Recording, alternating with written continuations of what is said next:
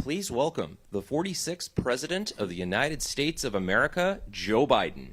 John, how are you? Please, sit down.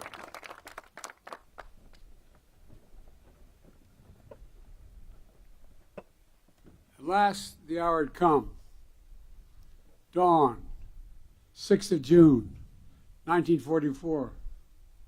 The wind was pounding as it is today, and always has, against these cliffs.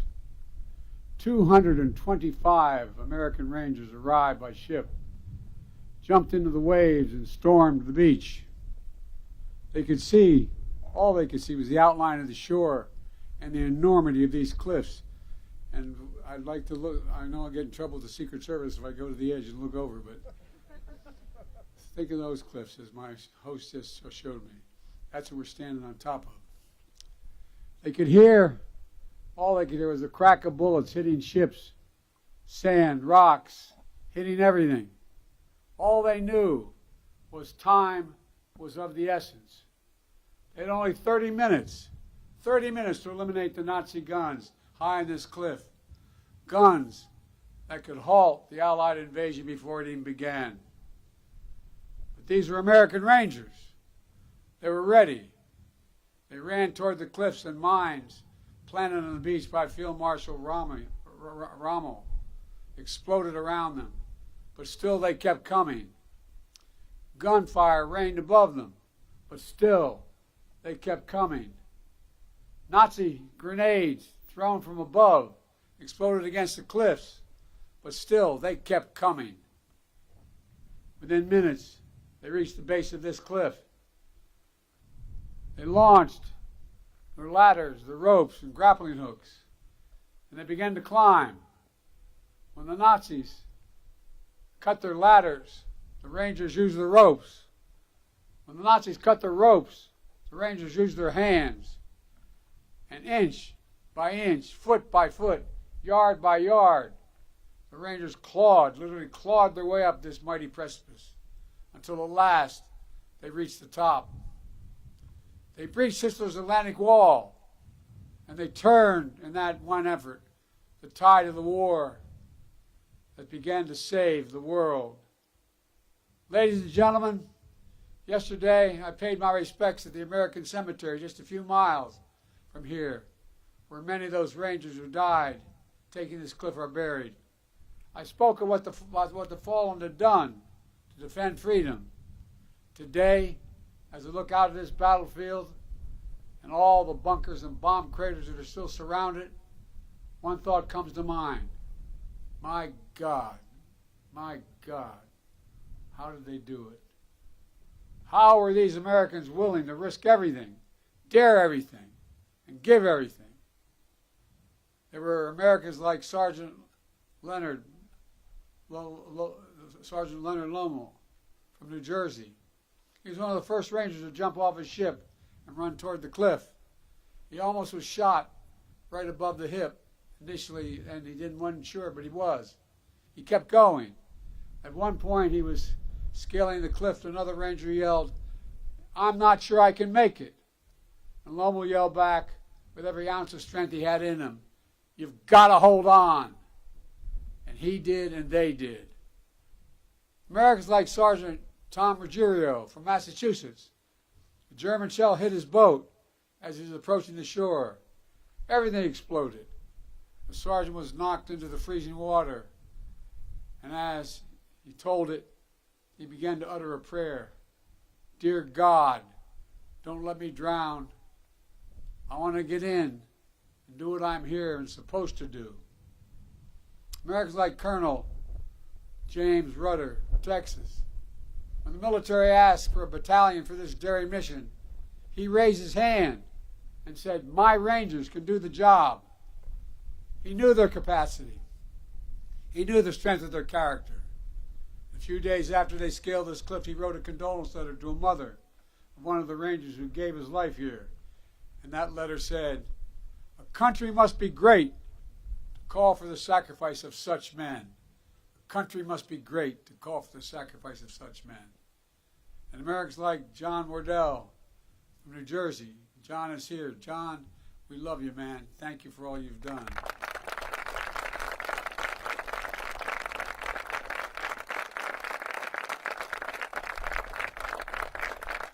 Deserve that and a lot more, John. Just 18 years old, he deployed to this cliff to replace the surviving Rangers on that D-Day invasion. He would go on to fight across France and Germany. In early December 1944, during one of those battles, shrapnel pierced his skull. But by Christmas, he was back, fighting with his unit. And here's what he said about what the notes he kept at that time. He said, "Knowing that my buddies and I always looked out for one another. That's why he came back. That's why he fought so hard to get back. He always looked out, and his buddies looked out for one another." When we talk about democracy, American democracy, we often talk about the ideals of life, liberty, pursuit of happiness. What we don't talk about is how hard it is. How many ways we're asked to walk away, how many instincts are to walk away. The most natural instinct is to walk away, to be selfish, to force our will upon others, to seize power, never give up. American democracy asks the hardest of things, to believe that we're part of something bigger than ourselves. So democracy begins with each of us. It begins when one person decides there's something more important than themselves. When they decide the person they're serving alongside of is someone to look after. When they decide the mission matters more than their life. When they decide that their country matters more than they do. That's what the Rangers at Pointe du Hoc did. That's what they decided. That's what every soldier and every Marine who stormed this beaches decided. A feared dictator had conquered a continent, had finally met his match. Because of them, the war turned. They stood against Hitler's aggression. Does anyone doubt that they would want America to stand up against Putin's aggression here in Europe today?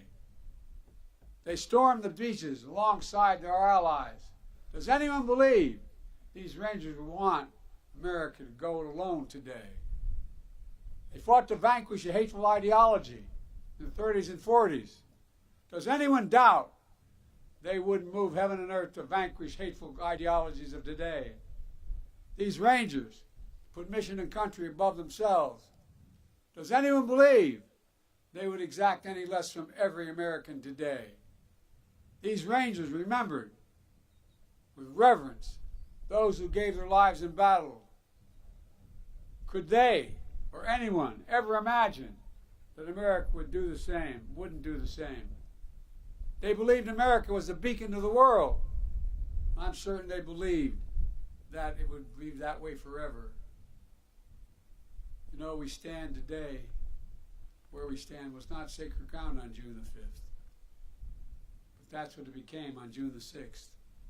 The Rangers who scaled this cliff didn't know they would change the world, but they did. I've long said that history has shown that ordinary Americans can do extraordinary things when challenged.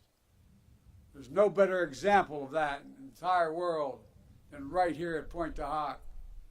Rangers from farms and cities in every part of America, from homes that didn't know wealth and power. They came to a shoreline that none of them would have picked out on a map. They came to a country many of them had never seen, for a people they had never met. But they came. They did their job. They fulfilled their mission. And they did their duty. They were part of something greater than themselves. They were Americans. I stand here today as the first president to come to Pointe du Hoc when none of those 225 brave men who scaled this cliff on D-Day are still alive. None. But I'm here to tell you that with them gone, the wind we hear coming off this ocean will not fade. It will grow louder as we gather here today. It's not just to honor those who showed such remarkable bravery on that day, June 6, 1944. It's to listen to the echoes of their voices, to hear them, because they are summoning us, and they're summoning us now. They ask us, what will we do? They're not asking us to scale these cliffs, but they're asking us to stay true to what America stands for. They're not asking us to give or risk our lives, but they are asking us to care for others in our country more than ourselves. They're not asking us to do their job.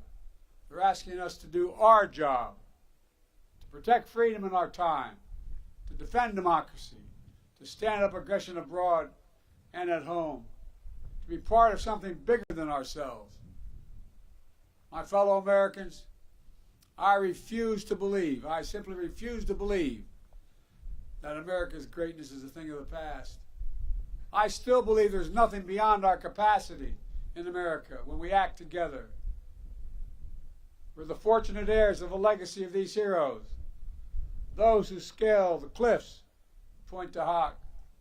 We must also be the keepers of their mission, the keepers of their mission, the bearers of the flame of freedom that they kept burning bright. That is the truest testimonial to their lives. Our actions every day to ensure that our democracy endures and the soul of our nation endures. To come here simply to remember the ghosts of Pointe du Hoc isn't enough. We need to hear them. We have to listen to them. We need to listen to what they had. We need to make a solemn vow to never let them down. God bless the fallen. God bless the brave men who scaled these cliffs. May God protect our troops. God bless America.